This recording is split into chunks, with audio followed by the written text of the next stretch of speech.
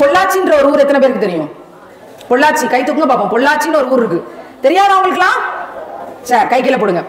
கோயம்புத்தூர் பக்கத்துல இருக்கு, ஊட்டின்னு ஒரு ஊர் இருக்கு, அந்த ஊட்டிக்கு பக்கத்துல கோயம்புத்தூர், அங்க வந்து பொள்ளாச்சின்னு ஒரு ஊர். அங்க இந்த மாதிரி நிறைய ஸ்கூல் இருக்கு, நிறைய காலேஜ் இருக்கு. எல்லா பிள்ளைகளும் ஃபோன் யூஸ் பண்றாங்க. அந்த ஃபோன்ல வந்து ஃபேஸ்புக் யூஸ் பண்றாங்க. அந்த ஃபேஸ்புக்கை பார்த்துட்டு யாரோ சில பேர் நல்ல ஆண்கள் சமூக சேவை செய்யறாங்க, சோறு கொடுக்குறாங்க, ஏழைகளுக்கு பெட்ஷீட் கொடுக்குறாங்க, அப்படியெல்லாம் பார்த்து இந்த பிள்ளைகள் என்ன செய்யறாங்க, ஒரு லைக் போடுறாங்க. அந்த லைக்கை வச்சு அவன் என்ன செய்யறான், யார் லைக் போட்டிருக்கா, எந்த பொம்பளை பிள்ளை நமக்கு லைக் போட்டிருக்கான்னு கண்டுபிடிக்கிறான். ஃபாலோ பண்றான், மெசஞ்சர்ல சாட் பண்றான். இந்த பிள்ளைகளும் சாட் பண்றாங்க, போன் நம்பர் ஷேர் ஆகுது. நான் உன்னை லவ் பண்றேன்னு வந்து ஸ்கூலுக்கு வெளியே காலேஜுக்கு வெளியே நின்று சொல்றான். பாய்ஸ் எல்லாம் நல்லா கவனிங்க, இதெல்லாம் இப்படியெல்லாம் நடக்குது. வந்து ஒரு பையன் தான் சொல்றான். சொன்ன உடனே இந்த பிள்ளைகளும் 2 மாசம் கண்டினியூஸா ஃபாலோ பண்ண உடனே, இப்போ முன்னாடி எல்லாம் நாங்க படிக்கும் போதெல்லாம் ரொம்ப காஸ்ட்லியா கிஃப்ட் வாங்கி தரணும். லவ் பண்றதுக்கு ஓகே சொல்றதுக்கு காஸ்ட்லியா கிஃப்ட் கொடுக்கணும், ரொம்ப மெனக்கெடணும், கையை கீறி ரத்தத்திலே லவ் லெட்டர் எழுதி கொடுக்கணும். இதெல்லாம் வந்து ரொம்ப கஷ்டப்பட்டு மெனக்கெடணும். அப்பதான் நாங்கெல்லாம் ஓகே சொல்லுவோம்.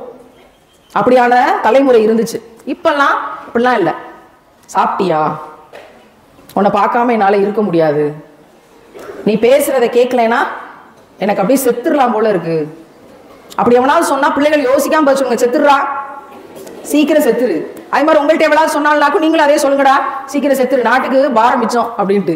நீ இல்லாம நான் செத்துருவேன், இப்படி எல்லாம் சொன்னாலே போதும், 2 சொட்டு கண்ணீர் தண்ணி வடிச்சு ஐ லவ் யூடான்னு இவன் சொல்லிடுறா, ஐ லவ் யூடின்னு அவன் சொல்லிடுறான். அவ்வளவுதான், முடிஞ்சு. வேற எதெல்லாம் கஷ்டப்பட ரத்தம் கிட்டோம் அதெல்லாம் தேவையே கிடையாது. சாப்பிட்டியான்னு கேட்டாலே போதுமானது. அப்படியே 1000 பட்டாம்பூச்சி பறக்கும். எங்க இருந்தா அதை பிடிச்சி விடுவாங்களோ தெரியல, இல்ல கிராபிக்ஸ் ஆனு தெரியல. ஒரு 1000 பட்டாம்பூச்சி படப்படன்னு பறக்கும். பெட்ல தூங்கிட்டு இருக்கும் போது ஹாய் டியர் அப்படின்னு ஏதாவது மெசேஜ் வந்துச்சுன்னா கட்டில படுத்திருப்பான், அப்படியே கட்டிலோட பறந்துகிட்டு இருப்பான் மேல. இவன் மட்டும் பறக்கிறது கிடையாது, அப்படியே கட்டில் மெத்த எல்லாம் சேர்த்து பறக்கும். அம்மா என்னடா பண்ற, பிசிக்ஸ் படிச்சியா இல்லையானோட டமால்னு கீழே வந்து விடுவான். அது வரைக்கும் மறந்துட்டு தான் இருக்கு. அந்த டியர் அப்படிங்கிற அந்த ஒரு வார்த்தைக்கு அவ்வளவு மேஜிக். ஒரு மண்ணும் கிடையாது அதுல. கொஞ்ச நாள் கழிச்சுதான் உங்களுக்கு தெரியும், ஒரு மண்ணும் கிடையாது. இதுக்கு தானாடா இவ்வளவு பாடுபட்டோம், சி எல்லாத்தையும் தொலைச்சிட்டோமே அப்படின்னு நினைக்கும் போது எல்லாம் காணாம போயிருக்கும் வாழ்க்கை. பொள்ளாச்சியில இப்படித்தான் பறந்துகிட்டு இருந்தாங்க இந்த பிள்ளைகள் எல்லாம், கட்டிலோட பறந்துட்டு இருந்தாளுங்க. அப்படியே பெட்ஷீட்டுக்குள்ள போய் போனை வச்சுட்டு வேற சத்தமே கேட்காது, அவ்வளவு பேச்சு உசு உசுன்னு தான் கேட்குமே தவிர நான் ஒட்டு கேட்கலாம் ட்ரை பண்ணியிருக்கேன், கண்டே பிடிக்க முடியாது. என்ன பேசுறாங்கன்றத கண்டே பிடிக்க முடியாது. 3/4 மணி நேரம் பேசுவாளுங்க. இப்படியெல்லாம் பேசி அவன் ஒரு நாள் வா காஃபி குடிக்க போலான்னு கூப்பிட்டு போறான். காஃபி குடிக்க போகும்போது அந்த டம்ளரை கொடுக்குற சாக்குல அப்படியே கை டச்சிங் பட்ட உடனே அவ்வளவுதான். அங்க கட்டிலோடு பிறந்தாங்களா, நின்ன நிலையில அப்படியே பறந்துட்டாங்க. அப்படியே மேல பிளைட் எல்லாம் பறக்கிற தூரத்தெல்லாம் தாண்டி மேகத்து மேல பறந்துருது ஸ்ட்ரைட்டா. இந்த பசங்களோட உணர்வை சொல்லவே தேவையில்லை, அவங்க பிரபஞ்சத்தெல்லாம் தாண்டி போயிருவாங்க. மில்கி வே கேலக்சி அது இதுன்னு பல கேலக்சிகளை பார்த்துட்டு தான் திருப்ப காபி டம்ளரோட இறங்கி வருது. ஐஸ்கிரீமு காஃபி இது மாதிரியான பல விஷயங்கள் உண்டு. சரின்னு திருப்ப வீட்டுக்கு வந்துட்டா. காஃபி குடிக்க போனவ பத்திரமா வீட்டுக்கு வந்துட்டா. ஒரு 5 மாசம் கழிச்சு கமிட்டட் அப்படின்னு எல்லாருக்கும் தெரிஞ்சிருச்சு ஸ்கூல்ல எல்லாம். அப்ப நான் உன்னை எங்க வீட்டுக்கு கூப்பிட்டு போனேன். அவன் சொல்லுவான் ஒரு டைலாக், இதெல்லாம் நடந்த கதையை சொல்றேன். உன்னோட வருங்கால மாமியார் உன்னை பார்க்கணும்னு சொல்றாங்க, வா நான் உன்னை கூப்பிட்டு போறேன். இவளுக்குனா பரபரன்னு ஆயிரும். அப்படியா, நான் அத்தையை பார்க்கணுமா அப்படின்னு. சரி அப்படின்னு சொல்லிட்டு அவனோட இவ கிளம்பி போனாள். தான் நம்பின தன்னோட வாழ்க்கையை இவன் தான் அப்படின்னு நினைச்ச, தன்னோட உலகமே இவன் தான் அப்படின்னு நினைச்ச அந்த ஒரு ஆணை நம்பி இந்த பிள்ளை கிளம்பி போனா. பாய்ஸ் எல்லாம் நல்லா கவனிங்க, அங்க இருந்தது ஒரு ஆம்பளை தான். அந்த ஆம்பளையை நம்பி இந்த பெண் பிள்ளை போனாள். அவன் ஒரு கார்ல வச்சு ஒரு வீட்டுக்கு கூட்டிட்டு போனான். அந்த வீட்டுல ஒரு கேமரா இருந்துச்சு, 20 ஆண்கள் இருந்தாங்க. மாத்தி மாத்தி அந்த பிள்ளைய ரேப் பண்ணாங்க. அது எல்லாத்தையும் வீடியோ எடுத்து அவங்களோட அம்மா அப்பாவுக்கே அனுப்புனாங்க. இந்த பிள்ளையோட அம்மா அப்பாவுக்கே அனுப்புனாங்க. இவ்வளவு பணம் கொடுங்க, இவ்வளவு நகை கொடுங்க. இன்னைக்கு அவன் ஜெயில இருக்கிறான்.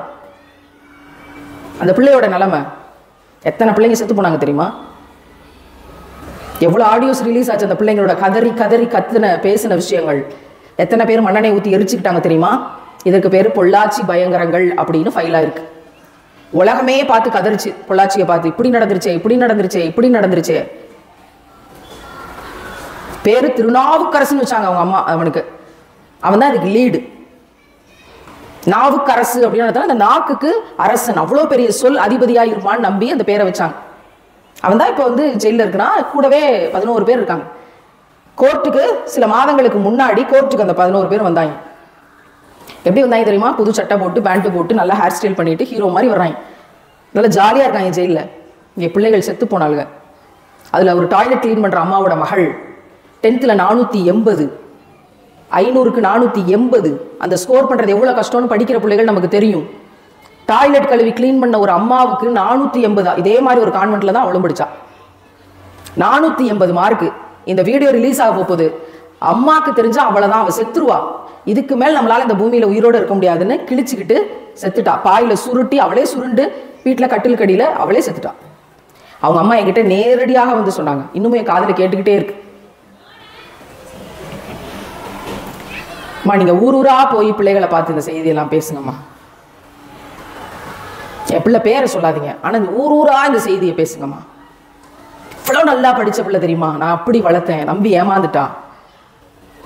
லவ் பண்றேன் அப்படிங்கிற பேர்ல அவனை முழுசா நம்பி ஏமாந்துட்டா. இனி ஒரு பிள்ளை கூட படிக்கிற வயசுல லவ் பண்ணக்கூடாதுமா. யாரையும் நம்ப கூடாது. ஒரு பையன் கூட இப்படி ஒரு தருதலையா வளரக்கூடாது. ஆண் பிள்ளைகளுக்கு நிறைய சொல்லுங்க, படிக்கிற வயசுல படிப்பை தவிர வேற எதையும் செய்யாதீங்க, தவறான வீடியோஸ் பார்க்காதீங்க, கெட்ட பழக்க வழக்கங்கள் இருக்காதீங்க, போதைப் பொருட்களை பயன்படுத்தாதீங்கன்னு ஆண் பிள்ளைகளுக்கு சொல்லி கொடுங்கம்மா. இனி ஒரு பிள்ளை இப்படி சாகக்கூடாதுமா அப்படின்னு அந்த தாயினுடைய இடத்துல இருந்துதான் ஆண் பிள்ளைகள்ட்ட இந்த செய்தியை நான் ஷேர் பண்றேன். அந்த தாயோட இடத்துல இருந்து தான் இங்க இருக்க கேர்ள்ஸ்க்கு இந்த விஷயத்தை நான் ஷேர் பண்றேன். பொள்ளாச்சி பயங்கரங்கள்ல நடந்த விஷயங்கள் இதுதான்.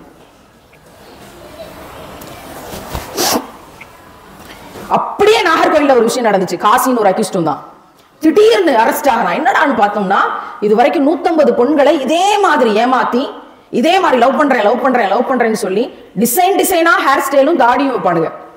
இந்த பிள்ளைகளை அவனுங்களை பார்த்து மயங்கி அழகுல மயங்கிடுறது போல. கருப்பான பசங்களை கூட நம்பிடலாம், அந்த டிசைனா வெள்ளத்தோடு வச்சுக்கிட்டு ஏமாத்துறவனை ஒருபோதும் நம்பக்கூடாதுங்கிறத வலிமையாக பெண்களின் சமூகத்துக்கு நான் சொல்லித்தரேன். ரொம்ப ஈஸியா ஏமாத்துவானுங்க. திடீர்னு அரெஸ்ட் ஆகிறா. என்னன்னு பார்த்தா, ஒரு பெண் கம்ப்ளைண்ட் பண்ணிருக்கா. அதுக்கு பிறகு அந்த கேஸ் வெளியே வருது. 150, 140 வரிசையா நானும் பாதிக்கப்பட்டிருக்கேன்னு ஒவ்வொரு கேஸா வருது. இத்தனை வருஷமா இன்னும் ஜெயில தான் இருக்கிறான். கம்ப்ளைண்ட் பண்ணது யார் தெரியுமா? ஸ்கூல் பிள்ளை கிடையாது, காலேஜ் பிள்ளை கிடையாது, MBBS முடிச்ச ஒரு டாக்டர். அவ மாட்டி இருக்கிறாங்க. வந்து நாகர்கோயிலுக்கு வந்து நாகர்கோயில் அம்மாவை பார்க்கணும்னு சொல்லி நாகர்கோயில வீட்டுல சண்டை. உன்னை நான் கன்னியாகுமரி கூட்டு போறேன், கன்னியாகுமரி கூட்டிட்டு போய் அங்க வச்சு வீடியோ ரிலீஸ் ஆகி அதை பார்த்துட்டா. இப்படி ஒரு அயோக்கியத்தனத்தை பண்றானா, ஏன் மானம் போனாலும் பரவாயில்லன்னு துணிச்சலா கம்ப்ளைண்ட் பண்ணி ஒரு MBBS டாக்டர் இந்த நெட்வொர்க்ல சிக்கினா. சாதாரண கிடையாது, யார வேணாலும் ஏமாத்துவானுங்க. ஒரு மாய தோற்றம் காதல் என்பது. இதுல அதாவது இந்த பசங்க நல்லவங்களா கெட்டவங்களா, இந்த பொம்பளை பிள்ளைகள் நல்லவங்களா கெட்டவங்களா, இவங்களை லவ் பண்ணலாமா இல்லையா அப்படிங்கிற பட்டிமன்றம்லாம் இங்க தேவையில்லை. நீ யாரையும் நம்பாத. நீ உன் வேலை என்ன, படிக்கிற வேலை, அது மட்டும் செய். இன்னைக்கு யாரையும் நம்பக்கூடிய சிச்சுவேஷன்ல நாட்டுல இல்ல. வாய்ஸ் உங்க கையில தான் எங்களோட அடுத்த தலைமுறையோட தலையெழுத்து இருக்கு. எந்த சூழ்நிலையிலையும் நீ ஹீரோ மாதிரின்னு சிகரெட் பிடிக்கவோ, ஹீரோ மாதிரின்னு போதைப் பொருட்களையோ, கூலிப்புன்னு சொல்லப்படக்கூடிய அந்த ஒரு குப்பை சாக்கடை, எந்த பாலிடெக்னிக், எந்த காலேஜ், வெளியில எந்த இடத்துலயும் இப்படி கீழே குனிஞ்சு போக முடியல. கீழே எல்லா இடத்துலயும் சின்ன சின்ன தலானி மாதிரி, அதுக்கு தலகாணின்னு பேர் வச்சிருக்காங்க. தலானி மூட்டை மாதிரி ஒரு சின்ன ஒரு சின்ன பாக்கெட், அதை நாக்குக்கு பின்னாடி வச்சுக்கிறது. அப்படியே போதை கிருகிருன்னு இருக்குமா. அப்படி நீ ஹீரோ மாதிரி இதெல்லாம் யூஸ் பண்ணலன்னா நீ எல்லாம் என்னடா ஆம்பளன்னு கேட்டா அவனை செருப்புகளுக்கு அடி. அப்படி எவனாவது உனக்கு போதையை பழக்கப்படுத்துறானா அவனை செருப்புகளுக்கு அங்கேயே அடிச்சுட்டு வந்து சொல்லு, நாங்க பாத்துக்கிறோம். எந்த சூழ்நிலையிலும் போதைக்கு உடன்படாதீர்கள். இன்னைக்கு சர்வசாதாரணமா ஸ்கூல்ஸ்லயே சின்ன பிள்ளைகள் பைக்கெட்ல இருந்து பொருட்களை எடுக்கிறாங்க, போதைப் பொருட்களை எடுக்கிறாங்க. அவ்வளவு மோசமான பழக்கங்கள் வெளியில கண்டே பிடிக்க முடியாது. இவன் தான் கண்டே பிடிக்க முடியாது வெளியில. அப்படியே சொல்லிக் கொடுக்கிறது, பக்கத்துல அப்படியே சொல்லிக் கொடுக்கிறது. செய்யாதீர்கள், உடன்படாதீர்கள். உங்களால நாளைக்கு யாராவது ஒரு பிள்ளை சாகலாம். இந்த பொது சமூகத்துக்கு நாங்க தெளிவா பதிவு பண்றோம். பேரண்ட்ஸ், டீச்சர்ஸ்க்கு தெளிவா ஏற்றி வைக்கிறோம். தயவு செய்து உங்க பீரியட்ல 5 நிமிஷம் இதை பத்தி பிள்ளைகள்கிட்ட பேசுங்க. குறிப்பா பாய்ஸ்க்கு பாடம் நடத்துற பெண் ஆசிரியர்கள்லாம் பேர் பெற்றவர்கள். உங்களால அவங்களோட கனெக்ட் பண்ணி ஏதாவது ஒருத்தனையாவது திருத்த முடியும். அதனால ஒரு அபியூஸ் வந்து தடுக்க முடியும் ஒரு குடும்பத்தை. இதெல்லாம் ஏன் மேம் எங்க கிட்ட வந்து சொல்றீங்க? நாங்களா இவ்வளவு நல்ல பசங்க தெரியுமா? நீங்க இவ்வளவு கதையை சொல்லும்போது நான் தலையை குடிச்சிட்டு தான் கேட்க வேண்டியதா இருக்கு. ஏன்னா என்னால உங்களை பார்த்து கூட அதை கேட்க முடியல, எனக்கு அவ்வளவு சங்கடமா இருக்கு அப்படின்னு பாய்ஸ் நீங்க நினைக்கலாம். 11th 12th படிக்கிற பாய்ஸ் நினைக்கலாம். தோளுக்கு மேல நீங்க வளர்ந்தாலும் நாங்க தூக்கி வளர்த்த பிள்ளைதான்டா நீங்களாம். உங்க கண்ணை பார்த்து நான் பேசுவேன், என் கண்ணை பார்த்து நீங்க இந்த விஷயத்தை கேளுங்க. உங்க டீச்சர்ஸ் அப்படிதான். உங்களோட அம்மா இந்த பக்கம்னா உங்களுக்கு பாடம் நடத்துற பெண் ஆசிரியர் இந்த பக்கம் அம்மா. இந்த ரெண்டையும் விட்டா உங்களுக்கு வேற உங்களை நல்வழிப்படுத்தி உங்களை நல்ல பிள்ளைகளா வச்சு நல்லபடியா அனுப்பி விடுறதுக்கு வேற வழியே இல்லை. இந்த நாட்டில் அவ்வளவு மோசமான சிச்சுவேஷன்ல இருக்கு சமூகம். இதெல்லாம் ஏன் மேம் எங்கள்கிட்ட வந்து சொல்றீங்க? நாங்க நல்ல பிள்ளைகளா தானே இருக்கோம், நாங்க நல்லா படிக்கிறோம், நல்லா இருக்கிறோம், நல்ல பிள்ளைகளா தானே இருக்கிறோம் அப்படின்னு நீங்க நினைக்கலாம். நீங்க நல்ல பிள்ளைகளா சேஃபா இருக்கீங்க அப்படின்னா எனக்கு பெரிய சந்தோஷம். யாராவது ஒரு பிள்ளை கூட அப்படி இருந்துடக்கூடாது. முன்னாடியே தெரிஞ்சுக்கணும் இப்படி எல்லாம் நடக்குது, நம்ம நல்ல பிள்ளைகளா தான் இருக்கணும், அஃபயர்ல இருக்கக்கூடாது, அது எப்படி நாலு கேடு கேடு கேட்டிலும் கேடு புதக்குழி அப்படிங்கறத தெரிஞ்சுக்கணும். அதை தாண்டி இன்னைக்கு பாலியல் வன்கொடுமை வழக்கு 10 வருஷமா நடக்குது. ஜம்மு காஷ்மீர்ல ஆசிஃபாங்கிற பிள்ளை கொலை செய்யப்பட்ட 8 வயது பிள்ளை இன்னைக்கும் 5 வருஷத்தை தாண்டி கேஸ் நடக்குது. தமிழ்நாட்டில் எத்தனையோ பிள்ளைகள் பாலியல் வன்புணர்வு செய்யப்பட்டு 8 பேர் சேர்ந்து கொலை பண்ணாங்க. பிரித்திகா சிவகாசியில இன்னைக்கும் வழக்கு நடக்குது. 4 வருஷம் 5 வருஷத்துக்கு மேல எந்த விதமான தீர்ப்பும் இல்லை, நடந்துட்டே இருக்கு கேஸ். திண்டுக்கல் கலைவாணியோட வழக்கு 12 வயது பிள்ளை மூக்குல வந்து அபியூஸ் பண்ணி மூக்குல வயரை வச்சு ஷாக் கொடுத்து கொண்டு போட்டாங்க. குற்றவாளி ஆதாரத்தை நிரூபிக்க முடியலன்னு இன்னைக்கு வெளியில போயிட்டான் விடுதலையாகி. ஒண்ணுமே செய்ய முடியல. பாலியல் வன்கொடுமை செய்தான், அவன் அதை ஒப்புக்கொண்டான் அப்படின்னா உண்மை கண்டறியும் கருவியால் நிரூபிக்கப்பட்டது, எல்லா மெடிக்கல் ரிப்போர்ட்டும் கரெக்டா இருக்கு அப்படின்னா 30 நாளைக்குள்ள தூக்குல போடணும் அப்படிங்கிற விஷயம் இந்த நாடு என்னைக்கு செய்யுதோ, அந்த வீடியோஸ் இந்த மாதிரி தூக்குல போட்டுட்டோம்ங்கிறது என்னைக்கு வைரலா பரப்புதோ அன்றைக்கு இந்த குற்றங்கள் குறையும். இதையா மேம் எங்க கிட்ட சொல்றீங்க? இந்த கூட்டத்தில இருந்து ஒரு நீதிபதி வரணும், பச்சை கலர் மயில நீங்க சைன் பண்ணணும்.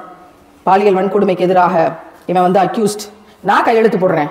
கேர்ள்ஸ், இந்த பெண் பிள்ளைகள்ல இருந்து ஒரு பிள்ளை ஜட்ஜ் ஆகி வரணும். வந்து கையெழுத்து போட்டு அந்த தீர்ப்பு பரபரப்பாகி அப்படியான அதிரடி தீர்ப்புகளை தந்து பெண் பிள்ளைகளை பாதுகாக்கக்கூடிய சமூகமாக இங்கே இருந்து இவ்வளவு விஷயங்களை கேட்ட தாக்கத்தின் அடிப்படையில நான் படிப்பேன், LLB படிப்பேன், நான் லாயரா வருவேன், நான் நேரடியா ஜட்ஜுக்கு எக்ஸாம்ஸ் இருக்குது படிப்பேன், பிராக்டிஸ் பண்ணுவேன், நான் வருவேன். இதே ஸ்கூல்ல இதே இடத்துல இதே ஆடிட்டோரியம்ல அன்னைக்கு படிக்கிற பிள்ளைகளுக்கு உங்களை கூப்பிட்டு சீஃப் கெஸ்டா கூப்பிட்டு எங்களோட பிள்ளை எங்களோட ஓல்டு ஸ்டூடெண்ட் இன்னைக்கு வந்து சுப்ரீம் கோர்ட் ஜட்ஜ் ஆகி இங்க வந்திருக்காங்கன்னு உங்க சிஸ்டர்ஸ் உங்களை இன்ட்ரோடியூஸ் பண்ணி நீங்க உங்க கையால மற்ற பிள்ளைகளுக்கு அவார்டு கொடுத்து ஒரு செலிபிரிட்டியா நீங்க பல்வேறு இடங்களில் பணி செய்யக்கூடிய பிள்ளை இந்த கூட்டத்திலிருந்து ஒரு பிள்ளை வரணும். இந்த கூட்டத்திலிருந்து ஒரு ஜட்ஜ், இங்க இருந்து ஒரு பையன் வரணும். அதுக்காகத்தான் இத்தனை விஷயங்களையும் சொல்றோம். உங்களை விட்டா நாளைக்கு இந்த சமூகத்தை சரியான நோக்கில கொண்டு போகக்கூடிய ஆட்கள் இல்லை, வேற நம்பிக்கைகள் இல்லை எங்களுக்கு. மேம் நீங்க சொல்றது உண்மைதான், நாங்க லட்சியத்தோட படிப்போம், ஆப்ஷன் B செலக்ட் பண்ணியிருக்கிறோம். எந்த குப்பைகளையும் இந்த ஆடிட்டோரியத்துல இங்கேயே அப்படியே தூக்கி தூர நெருப்புல எரிஞ்சிட்டு எங்க கிளாஸ் ரூமுக்கு போறோம். உயர்ந்த லட்சியத்தோடு நாங்க இனி படிப்போம், எங்களிலிருந்து ஒரு நீதிபதி வருவோம்னு நினைச்சீங்கன்னா உங்கள் இதயத்திலிருந்து கைதட்டி கொள்ளுங்கள்.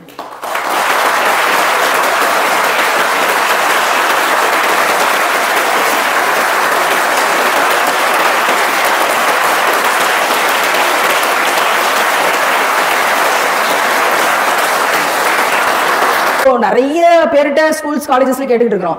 10th 12th பப்ளிக் எக்ஸாம் அப்படின்லாம் காரணம் சொன்ன இடத்துல ஃபுல் டீச்சர்ஸ் அட்டெண்டன்ஸ் கொடுத்து சிஸ்டர் கூடவே வந்து உட்கார்ந்து எங்கள் பிள்ளைகளை நல்வழிப்படுத்துறது தான் கல்வியோட முதல் நோக்கம்னு இதை ஆர்கனைஸ் பண்ணி கொடுத்தாங்கல்ல, அவங்களுக்கு ஒரு பெரிய பாராட்டு, நிறைந்த மனதோடு நன்றி செலுத்துகிறோம். Thanks a lot, it means a lot. பெருசா கை தட்டிட்டாரு பத்தாது. இப்படி ஒரு சிஸ்டர் இருந்தாங்கன்னா அந்த பிள்ளைகள் நல்லா இருப்பாங்க.